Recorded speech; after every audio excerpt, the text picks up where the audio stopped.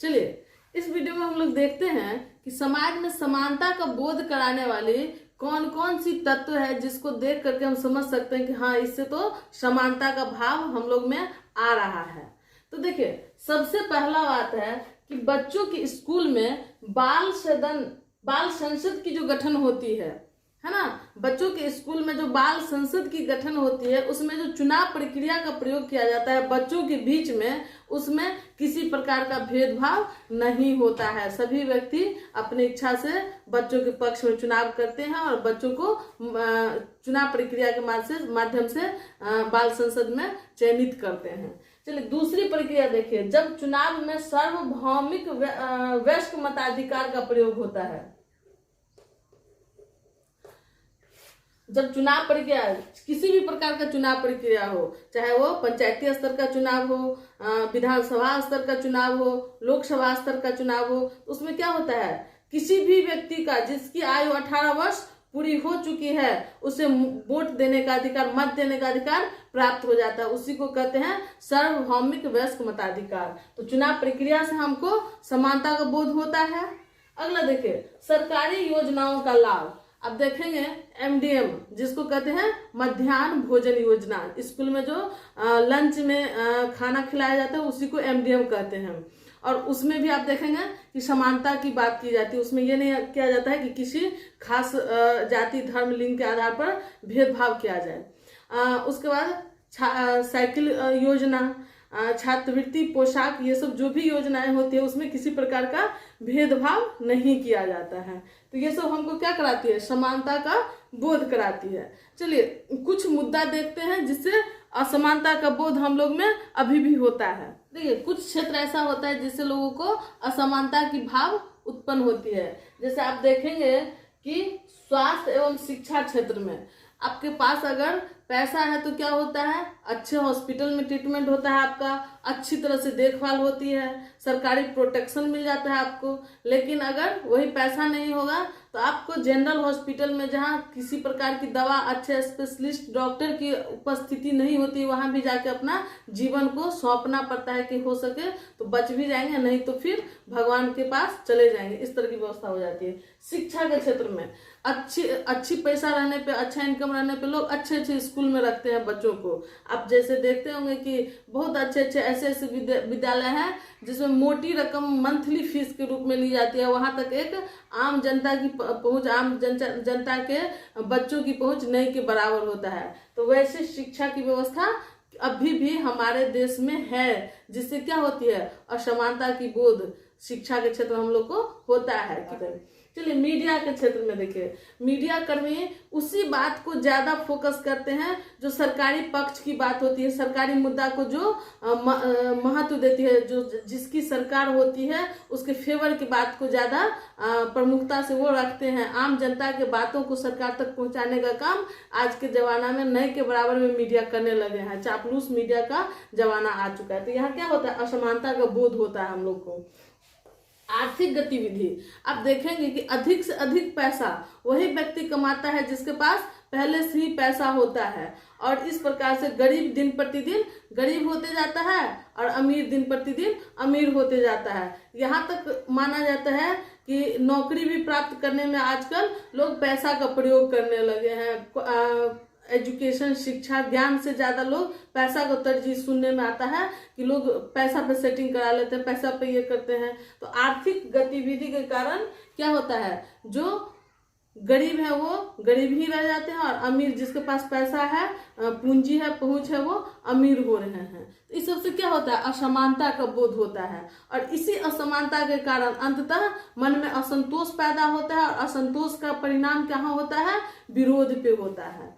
तो चलिए हम लोग देखेंगे, इसी बुक में एक विरोध की बात की गई है जो आपकी किताब में दिया हुआ है कि जीवन दायिनी गंगा के लिए कुछ लोग संघर्ष करते हैं, जिसे कृष्ण चंद्र चौधरी ने कविताबद्ध इसे प्रस्तुत किए हैं, लोगों तक पहुंचाने का काम किए हैं। ये गंगा मैया के लिए संघर्ष जो था, मुख्य रूप से भागलपुर कहलगांव के कागजी टोला के जो कुछ व्यक्ति थे, जो मछुआरा थे पेशा से और नौका चालक थे, नाविक थे, उन लोगों के जीवन से जुड़ा ये संघर्ष है, जिसको समझने के बाद आप जानेंगे कि किस प्रकार से असमानता होता है और लोग संघर्ष को उद्यत हो जाते हैं।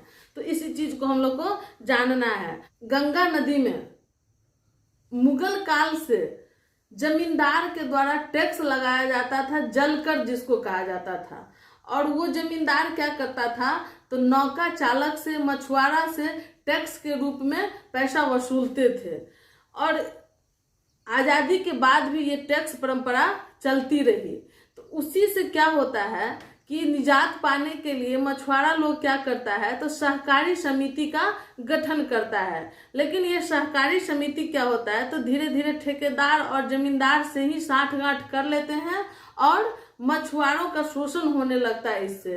तो वो सहकारी समिति पट्टा पे जमींदार से जल क्षेत्र लेते थे और उसी जल क्षेत्र को अधिक कर लगा करके बड़े मछुआरों को देते थे। बड़े मछुआरा क्या करता था, और ज्यादा टैक्स लगा करके छोटे मछुआरों को देने लगा। इससे मछुआरा और नौका चालक क्या हुआ, तो जो धीरे धीरे उसको जो अपने शोषण के खिलाफ वो सहकारी समिति का गठन किया था, और ज्यादा कई स्तरों पे उसका शोषण होने लगा। अब देखिए, पहले डायरेक्ट कौन उससे टैक्स लेता था, मछुआरा से, नौका चालक से डायरेक्ट जमींदार टैक्स लेता था। लेकिन अब जमींदार जो मान लीजिए 5 रुपया लेता था, तो अब 5 रुपया जमींदार लेगा, प्लस में ठेकेदार 1 रुपया उस पर रख दीजिए, तो वो कितना हो गया, या सहकारी समिति रख दिए तो 6 रुपया हो गया। अब 1 रुपया फिर कौन ले लेगा, बड़े मछुआरे लेगा, 7 रुपया हो गया। तो अब जो व्यापारी वर्ग था, जो मछुआ पकड़ने वाला था, जो नाव चलाने वाला था, उसको कितना पे करना होगा, 7 रुपया।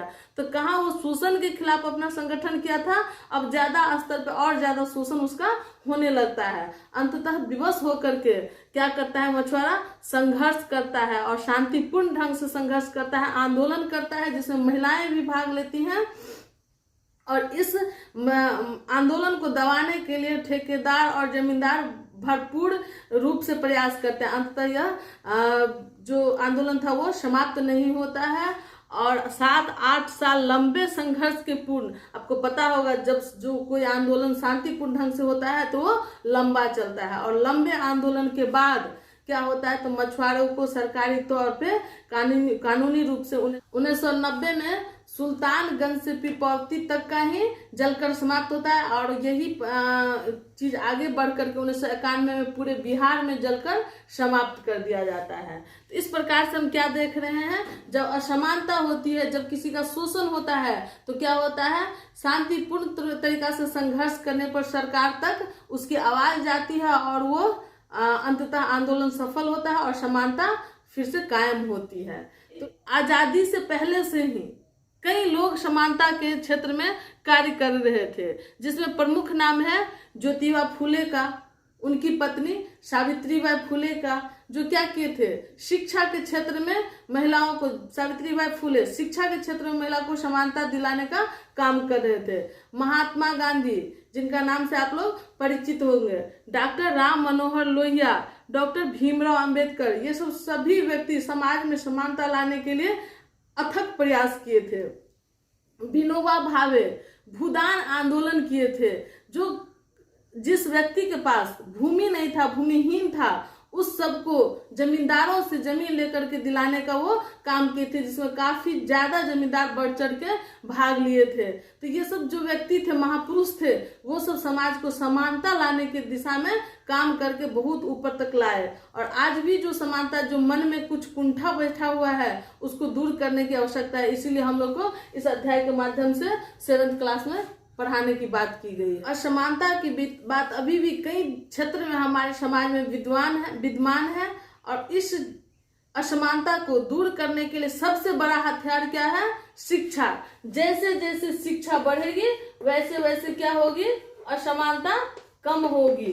क्योंकि जब तक हम जानेंगे नहीं कि असमानता क्या है तो उस पर काम ही नहीं करेंगे। तो शिक्षा के माध्यम से जानेंगे और फिर असमानता समाज से मिटाने का काम करेंगे। स्वतः धीरे धीरे जितना ज्ञान बढ़ेगा उतना असमानता का स्तर नीचे आएगा। इसी पे एक अज्ञात कवि का कहना है कि हौसले बुलंद हो तो फासले करीब हैं, हो जिगर में दम अगर तो मंजिलें क्या दूर हैं। अगर आपके अंदर हौसला अगर वो जज्बा अगर वो शिक्षा ग्रहण करने का, तो ये असमानता की एक दूसरे के बीच में जो असमानता दूरी बनाए हुए हैं वो भी कम हो जाएगी।